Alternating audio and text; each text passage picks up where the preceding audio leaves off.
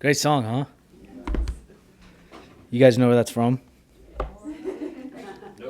Moana. What a great movie. I know you guys have heard this, but I encourage all my metaphysics students the first class to watch Moana because there's so much cool stuff in there. If you really do look at it and look at what they're saying behind the animation and the Hawaiian-ness, it's a lot of spirituality, and it's a really cool movie. So, today, the title of the service is, What Do I Really Want? So we'll get there as a group. So we'll get there, and I wanted to kind of start with kind of a little rehash from last week from Cindy's service about kind of the idea of desiring and continuing to desire and to want, because that is so healthy for our growth, right? Even on a micro humanistic level, what's right in front of us, if we continue to want in a loving way, obviously, we will continue to strive and we will continue to walk and we will continue to grow. And that's important. And today we want to shift from kind of that little bit of desire stuff and the wanting to the dream aspect of it, the dream part of it. And for me, if you look at, and I hope this makes sense because it's really cool for me. So if it's just for me, welcome to my story. But if you look at kind of like our desires, our base desires, outside of self-serving and outside of like the fear-based stuff, if you look at what we desire a new car, we desire these new things, we desire love, relationship, or blah, blah, blah. As long as we keep having that, it'll foster our travel through our spiritual journey. It fosters that movement. And now if we kind of take the idea of a dream, to me, a dream is a spiritual desire born of lifetimes and is born of our direct connection with God and our direct spirituality. And our dream is that thing that's in between to use a Grace Wing quote, in between the spaces of the heartbeats, right? That's where it comes from. And it's almost like a desire, but macro, that allows us and fuels us and fosters our movement over eternity, not just to the next step in our life here as we know it now. So I thought that was kind of a cool concept. Our dreams, because we have this idea of dreams being bigger. And let me read you the definition of dreams. As we know it now, the word dream means, and I got it written down hopefully somewhere on this page. You see my paper? I'm getting better at coloring every day. A cherished aspiration, ambition, or ideal. And I think the word cherished is very important. And I think the word aspiration is very important. It makes it different than that desire. It brings it to a level above, a level that is coded and connected and one with God and our spirit and all of those things. And so we'll talk about dreams today because I think in order to really get at, in a very bigger sense, what we really want outside of the car and the truck and the house and the stuff, we got to look at what our initial dreams are and where they came from and what we did with them.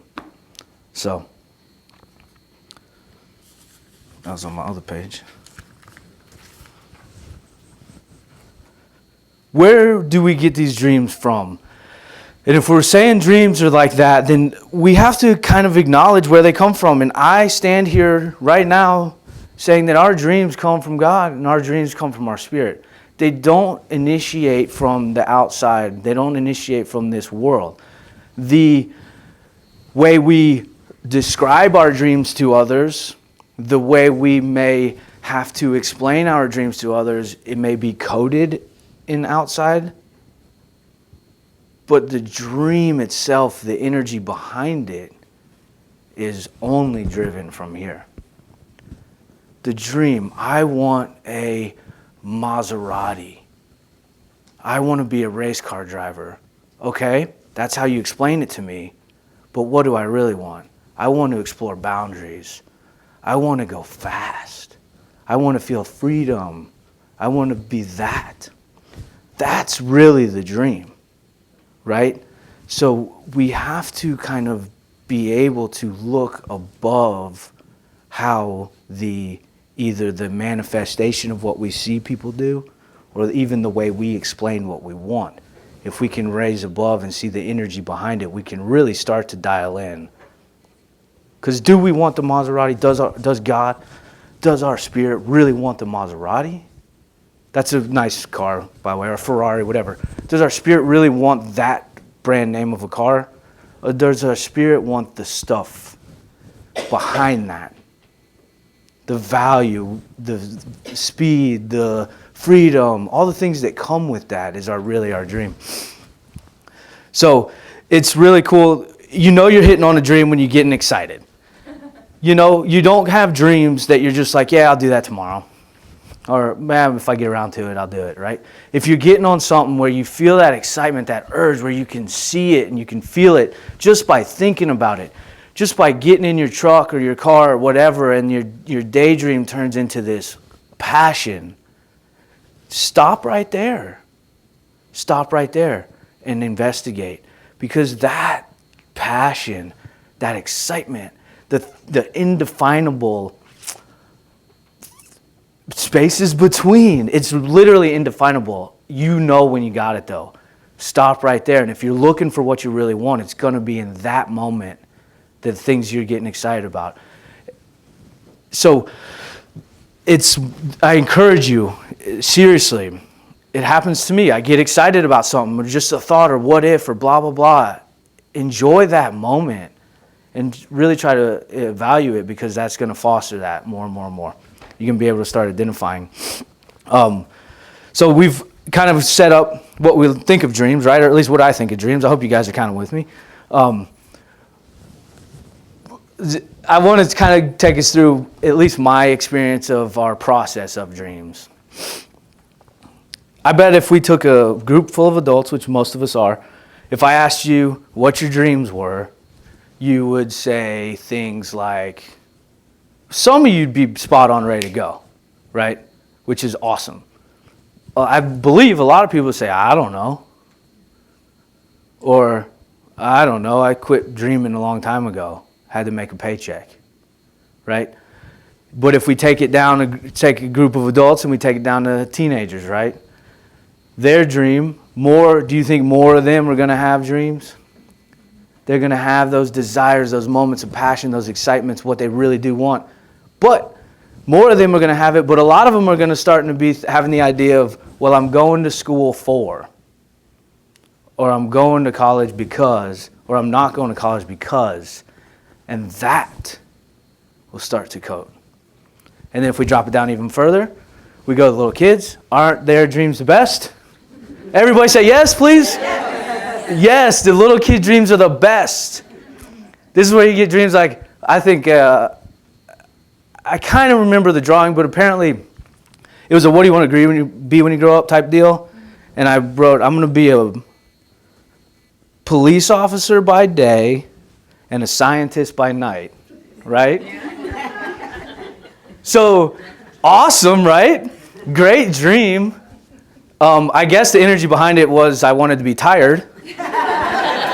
So I'm prepping for this, and I experienced being tired all week.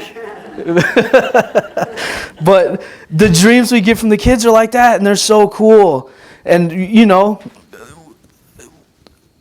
you go down, and if we had a group of kids, they'd be telling you'd have an NFL football player. You'd have a pink pony cowgirl. You know what I'm saying? You'd have unicorn princess majesty. Those would be the dreams, right? If we had a unicorn princess cowgirl, combine both of them together. It's so cool because that's the passion. They're so close to that passion and to that connection because our dreams are a macro desire that we've come into this life to foster our forward movement and forward expansion. And at that age, we know how cool they are. and we have not yet covered them with our reality. We have not yet been told that pink unicorn ponies don't exist. Thank you for saying that.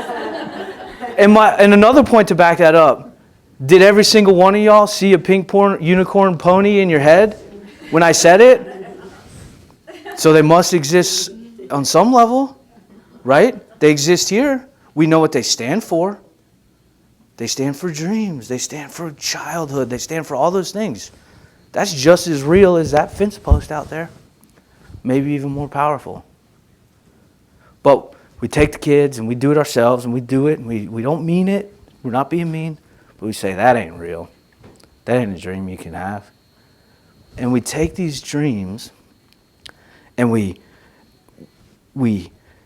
just kind of layer. And it's not intentionally ill-willed. It's just we're so stuck in what is already in front of our face, we cannot explain anything, and we're uncomfortable with not knowing. And we can't explore the ability that we just don't know.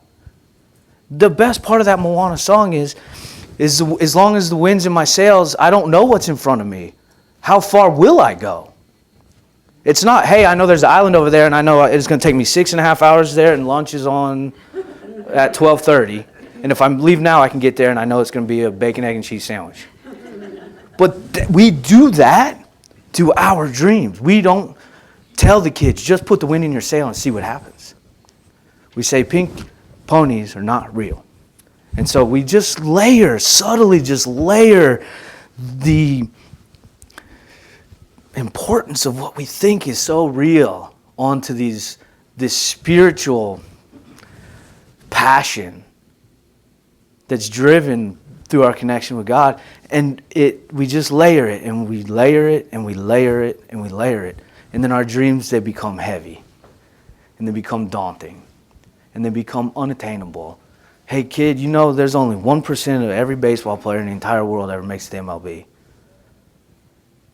We tell them that. We don't tell them keep swinging that bat. Who knows how far you go? We remind them of the failures. We remind them of what already has been. And and we do it to ourselves too. It's not just us picking on little kids. We make these dreams so heavy and so unattainable that what do we do with them? We go, this is too heavy, and we drop it. And then we start looking, and then we distort the word dream in our brain, and we make it occupation, and we make it accomplishments, and we make dreams a paycheck. Instead of just fostering the dream itself and allowing your paycheck to be a separate thing.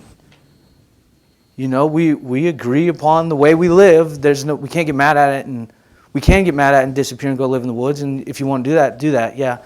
But if you agree to work for a living and do all this stuff, we can do that without intermingling our spiritual passions to the point where we'll quit trying to chase a spiritual passion because we can't make money doing it. Does that make sense? And we distort that, and our dreams are, then it becomes, you get into that role of college or whatever. What's your dreams? Well, I want to be a lawyer. Why do you want to be a lawyer? Oh, because I know they make good money. My dad's a lawyer, and blah, blah, blah. You know? We just make them heavy, and I wish we didn't. Because we could be experiencing things that we don't even know are available right now. Because we would be open to that unknown. So the big thing is, how do you know, right? And dreams are tough because they're hard to verbalize, they're hard to explain, they're hard to nail down outside of your own personal feelings and passions. And like you know what you're experiencing, right? Because it is your dream. It's really not for anybody else. So it is hard for us to vocalize and share them without creating an outer representation, right? You want to be the NFL quarterback, yeah. But behind that, you want to be valued, probably. You want to be praised, probably. You want to be competitive and pushed to your limits, probably. You want to be those things, that's the dream. That's the energy behind it that is really fuel for expansion. Dreams shouldn't be something that get heavy and we drop. Dreams should be looked at as like the gasoline that keeps us rolling, that keeps us driving and striving for more, no matter what our job is, no matter what our paycheck is, no matter what the things, no matter what, if the pink unicorn exists or not. It's the energy behind that pink unicorn that we need to foster and fuel and feed. Because that is the thing that separates the guy that is humdrum, ready to go to work and go home and go to work and go home, and the guy that's thriving on life. And they may have the same job. They may have the same opinion about the job. But one of them's fostering their and feeding their dream.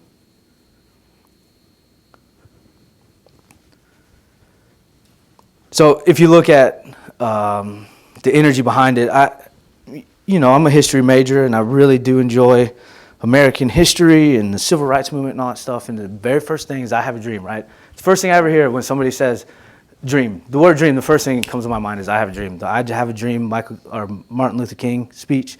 It's a very long speech, very awesome speech. But in the very beginning, in the very famous quote of Martin Luther King is, I have a dream that little black boys and little black girls or white boys and girls can play in the same playground. Now let's look at that. Martin Luther King says, I have a dream that kids of all races can play together on the same playground. What is Martin Luther King's real dream? I have a dream that brotherhood, I'm crying over here, and harmony, that's his dream, right? And we just look at the race part, which was very important for that. It's very topical, and that's how we express our dreams. But the real energy behind it is God. God, love, harmony, peace. What a dream, right? So recently let's get off of that. I guess I like that. I don't know why. It's weird. It's probably one of my dreams, right? So anyway, we go to money, right? Recently I've had this thing about money, right? Because for some reason in my brain, I feel like money and dreams get inappropriately commingled because of the way our world is structured. And we don't get mad at the world and leave and throw stuff, but maybe unmingle them. So I've been working on my money stuff, my prosperity, and I recently kind of consciously realized that my dream for money itself is to have the freedom to explore the world without the money boundaries. When I realized that, wow, what a difference it's made, because I realized what I really want.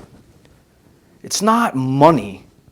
I want the freedom to explore. I want the freedom to swipe my credit card. I don't need to be irresponsible or overdrawn or all that stuff. I want the freedom to walk around in the world that we have created as I see fit and as I see fed, really, as it feeds me. What a cool thing to realize that that's what I want. Not the dollar bill that's slowly going totally digital. So that's really cool. That was kind of like an aha moment for me. What do you really want? Well, what do I really want? $10,000 sounds good. Well, what does that really give you? $10,000, what does that really give me? It doesn't change a whole lot. So what do I really want? I want to be able to walk around free of that burden, of that worry, of that portion of my life. I want to be free. It's really cool. So if we do really look at our dreams as this macro spiritual passion that fuels our forward motion and growth, we need to feed it and feed our dreams as we continue through. And only you know your dreams. I can't tell you what they are. And hopefully your dreams are recreated and changed, and you have multiples, right? I think somebody that's spiritually healthy has multiple dreams and has the ability to move in and out of it and feed that. So how do I feed my dreams? Well, here are two things. Okay, it may be hard to see the energy behind everything. I would love for all of us to be there. I think the world would be a totally different place if we could take a moment and a step back and see the energy behind all the actions and the judgments and all the stuff, right? Maybe we have a hard time doing that. Start where that passion sparks. Start where that excitement is. And try to just feed that true excitement that you get. It's so hard for me to explain because it is unexplainable. Start there and feed that. If it's when you go hiking, guess what I'm going to tell you to do? Please go hike. Do you know what I'm saying? If you have a dream to create a small business empire, okay, why? Okay, you may not be able to create a small business empire overnight, but you know what you can do tonight? Feed the why. Why do you want that? I want to be powerful. Go feed your power now.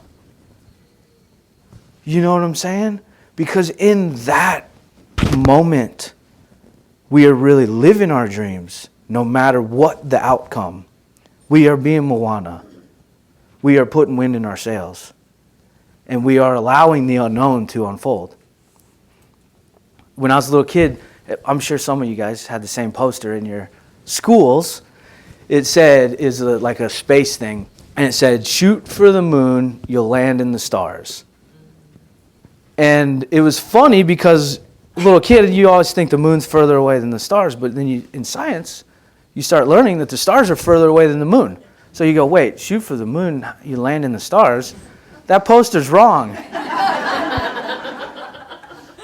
But that's the idea that we already know everything. If I shoot for the moon, I'll land short and I'll at least be in the stars. But if we say the stars are further than the moon, and we have the idea where we feed our dreams to the unknown, we shoot for the moon, we probably will end up with greater than we could ever imagine, better than we could ever imagine, more healthy than we could ever imagine. And we do land in the stars, which are further away. Because we feed our dream, we don't feed the outside label of what our dream is. We feed our dream. That's really cool to me. Shoot for the moon, you land in the stars. That science teacher ain't wrong. That poster is 20 years ahead of its time. Whoever made that poster, they were a genius, a maverick, a trailblazer. So I don't know why I wrote this down. Maybe it's just to say it. So I'll leave you guys with this, and then we will wrap up. And it's just a quote I got, I guess, from Spirit. And it says, we dash our dreams, and we wonder why we don't know our purpose in life. So, please stop dashing dreams and feed your dreams and allow them to be the fuel of your next step right now, here and now. Not some pie-in-the-sky thing that your grandpa told you it wasn't real. Because pink unicorns are real. And we all just pictured one again. Let's go then.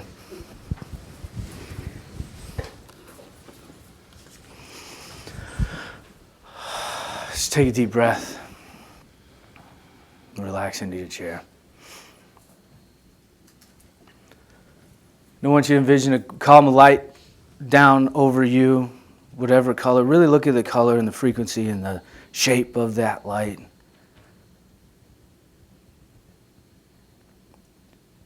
And then allow that light to fill you. And I want you to consciously start filling at the bottom of your feet, up through your legs,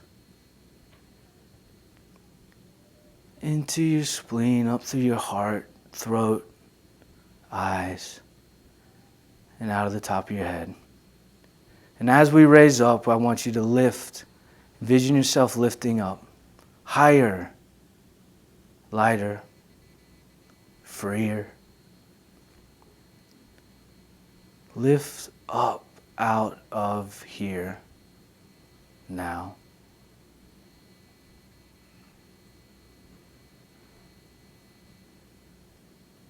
And in this space, if you choose, I would like for you to call forth your pink unicorn. Whatever it is, whatever it shows up as.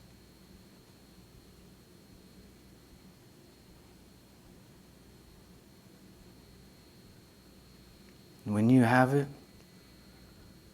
I want you to send love from your heart, feeding that dream.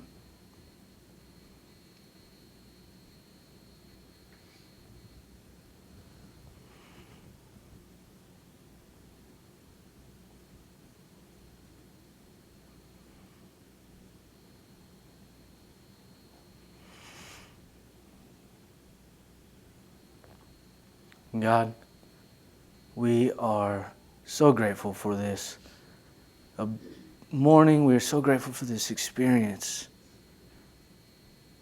And we ask that you help us continue to foster our dreams and to foster our growth and our travel through this spiritual journey as we bump into each other. And it is my prayer that every human awaken a little bit to their pink unicorn.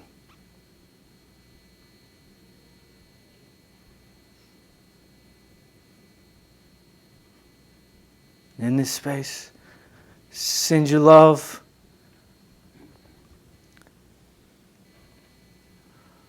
Send your gratitude.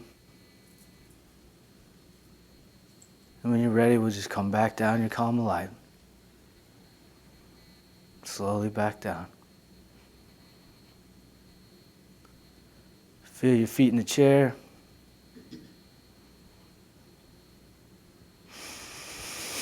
Take a deep breath. When you're ready, you can open your eyes.